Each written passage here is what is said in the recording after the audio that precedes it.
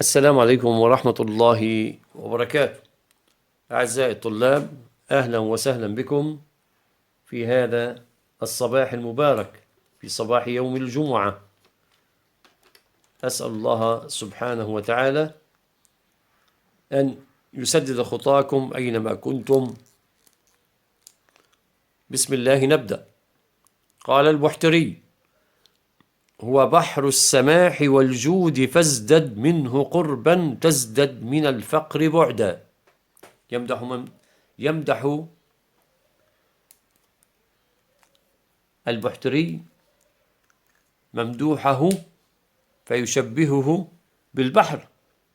إذن قال البحتري: وهو بحر السماح والجود فازدد منه قربا تزدد من الفقر بعدا. الآن إلى كتاب العروضية. هو بحر السماح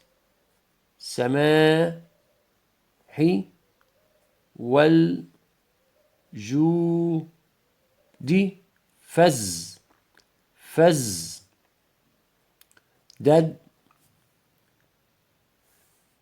منه قربا تزدد من الفقر بعدا. إذن كتبنا هذا البيت كتابة عروضية. الآن إلى الترميز. هو بحر السماح والجود فازدد منه قربا تزدد من الفقر بعدا. هذه هي تحديد الحركات والسكنات. حددنا الحركات والسكنات، وهذا هو الترميز. والآن إلى تحديد التفعيلات. الآن إلى تحديد هذه التفعيلات عزيزي الطالب. فعلات، متفعل أو مفاعل، فاعلات، فاعلات، مستفعل. هنا جاء الصحيحة، هنا حذف الثاني الساكن الخبن. فاعلات. ما رأيك عزيز الطالب؟ على أي بحر وزن هذا البيت؟ نعم، نظم هذا البيت على بحر الخفيف. يا خفيفا خفت به الحركات، فاعلات مستفعل فاعلات. إذا نظم هذا البيت على بحر الخفيف. الآن الروي. دال مشبعة بالألف، قافية،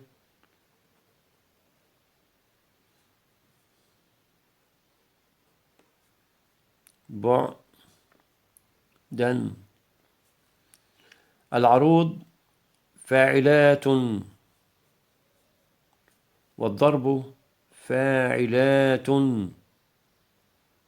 لاحظ من حيث الجوازات كما ترى فاعلات حلت محل فاعلات، حذف الثاني الساكن والخبن. إذن أعيد أقول: فعلات حلت محل فاعلات،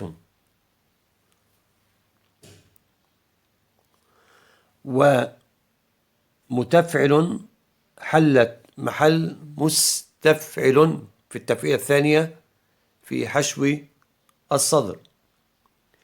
الآن من حيث البلاغة، حيث التشبيه، يشبه البحتري ممدوحه بالبحر، هو البحر، يشبه ممدوحه بالبحر في الجود، في السماح والجود، في الكرم،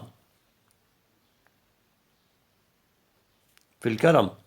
هو الممدوح المشبه بحر السماح والجود مشبه به. إذا يشبه البحتري ممدوحه بالبحر في الجود والسماح، وينصح للناس أن يقتروا منه. لماذا؟ قال ليبتعدوا من الفقر، ليبتعدوا من الفقر. قال هو بحر السماح والجود، فازدد منه أيها الإنسان قربا تزدد من الفقر بعدا. قربا وبعدا، هذا طباق، قربا وبعدا.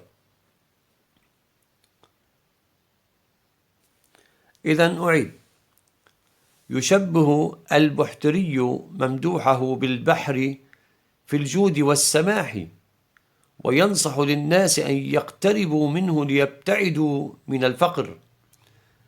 نلاحظ عزيز طالب في هذا البيت أن الممدوح والبحر قد اشتركا في صفة واحدة من حيث التشبيه. إذن نلاحظ في هذا البيت أن الممدوح والبحر قد اشتركا في صفة واحدة، وهي الجود، الكرم. إذن هذا التشبيه